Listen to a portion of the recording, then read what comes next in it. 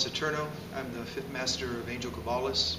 We're sitting here in his old school, Ground Zero, Filipino Martial Arts, mainland United States. I started martial arts in 1965. That was just about the time that Grandmaster Angel Cabalas had introduced Filipino martial arts into the United States.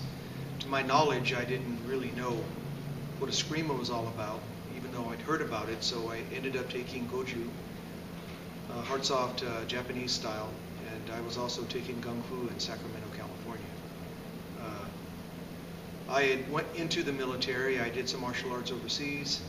I came back from the military about 1975. I was going to Delta College, and I met one of Angel Cabalas' future masters, who was my first initial FMA teacher, Stanley Wells. And so I trained with Stanley for a length of time, and when Stanley felt he couldn't continue teaching me, he brought me to Angel at the Filipino Center on Sonora. And that was how I began Filipino martial arts with Angel Cabalas. Okay, part of the reason that I hunted Angel Cabalas was the things that I got to see as a kid. A lot of people don't know that by the time the 1970s come about, a lot of the old-time Filipinos who had been working, hard field work, were disenfranchised by America. They had worked hard, but the system had been specifically designed that they wouldn't have anything waiting at the end of the tunnel. So I got to see a lot of men walking, which is now Skid Row. Well, actually it was Skid Row then, but it was much more exciting, but they call it Little Manila now. And I got to see the old-time Filipinos walking the streets, bent over from years of hard labor. And when I found out that Filipinos had a martial art and that they could actually fight and they could actually defend themselves, it drew me to that just like a magnet. So my first initial exposure to Angel Cabalas was actually in this school. Many years before. I had wandered into the school, and I saw Jimmy Tacosa, Dentoy Revelar, and a bunch of future luminaries training in here. But at the time, I didn't really have a chance to come back and check it out because I just happened to be with my dad next door at the restaurant. The next time that I saw Angel Cabalas was when he was teaching for the WIN program. It was a federal program that paid him to give martial arts lessons to the community. The third time I saw him was at the Filipino Center on Sonora Street, and that's where I actually started taking my lessons from him. My first impression of Angel was that he was a small guy, and I thought he'd be a great teacher, but I thought that he wasn't capable of actually defending himself due to his size. And in that I was absolutely mistaken. Training with Angel Cabalas was something that I never experienced before. Angel had a way of making you feel like you were the only one in the room. He seemed like he was talking to you even though there was other people around. And he was a stickler for absolute basics. You could stay months on one number, and you stayed there until he felt comfortable that you knew what you were doing before you moved on to the next number. The first number that probably everyone learned in Filipino martial arts as far as Serrata was outside number 1. So you stayed on outside number 1, month and a half. Then you would go to, say, inside or the roof block. So you could literally spend 3 to 6 months just on one angle. And of course, there's 12 angles in Serrata.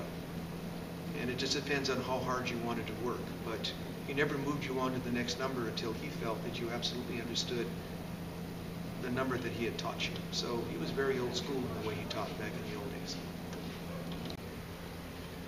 I'm being asked to relate some of the personal stories, my feelings about what it was like to train with Grandmaster Angel Cabalas. One of the stories that I like to tell was after graduating and getting my master's diploma from Angel, I happened to walk into the school just to visit, and Jimmy Tacosa was there, and Angel was there, and they were working out. So I went over and I sat down, and I was just watching, and he says, "Hey, come over here, come on, I want to show you something." And keep in mind, I had already graduated, had my master's diploma, and he says, "Okay, go ahead and block this." And he's talking about a number 1. So he gave me a number 1 strike to my left shoulder, and he says, "Go ahead and block it any way that you want."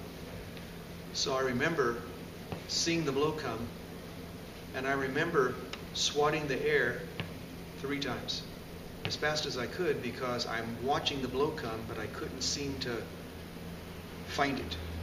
And then the next thing I know, he had the stick on my shoulder, and he says, "You know, Ron," he goes, "it's all about timing. It's not about speed." And I actually quit Escrima that day for about 3 years, because it just like blew my mind away. Here I was, a master, but he had just like completely and absolutely shut me down in a way that I did not understand at the time. And that was humbling.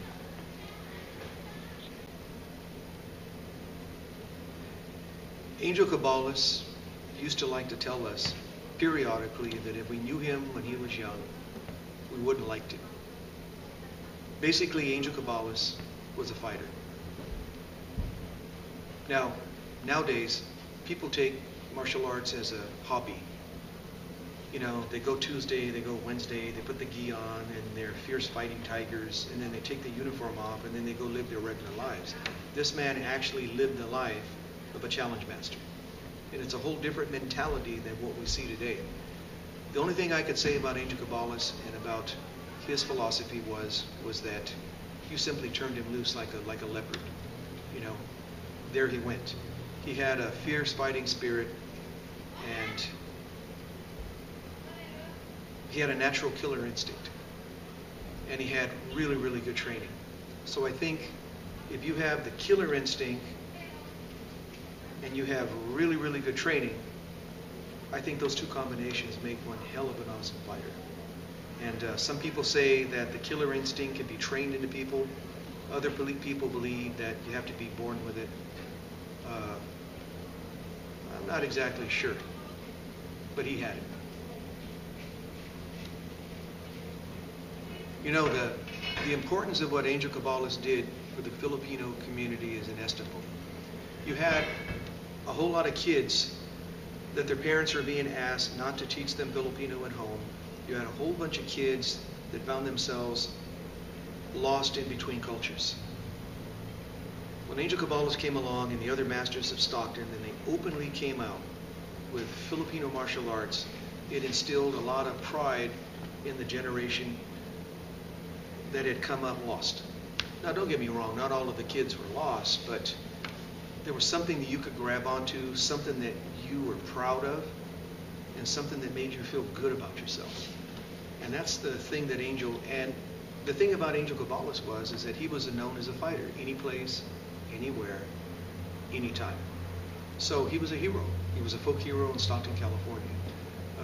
At one time, Stockton had the most Filipinos anywhere in the world outside of the Philippines, right here, Stockton, California. They were all brought here, attracted by the farm labor.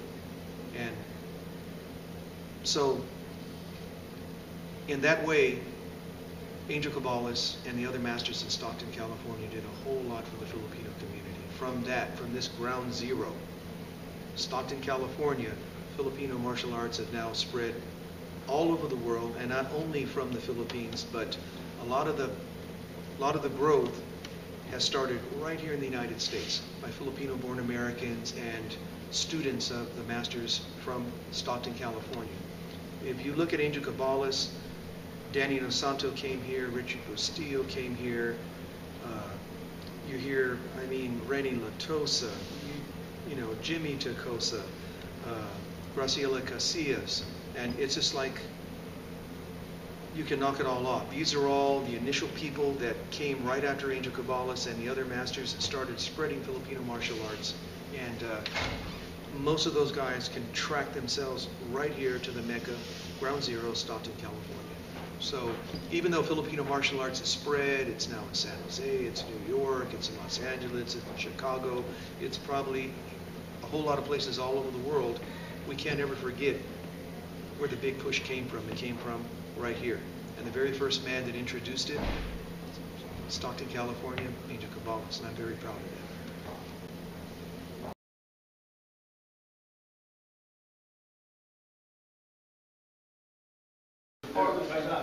Right, well, we start right here. Okay. So this, give me a 1. In all reality, if they can touch you, right?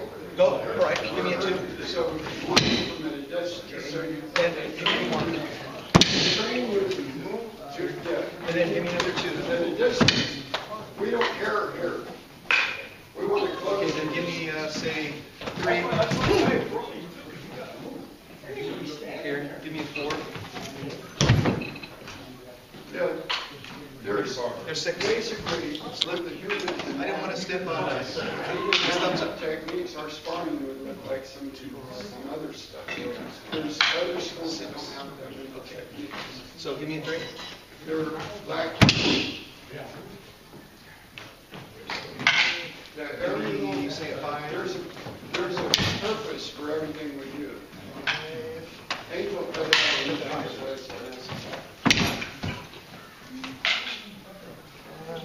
I'm trying to say 9. you go on blocking my eyes. Yeah.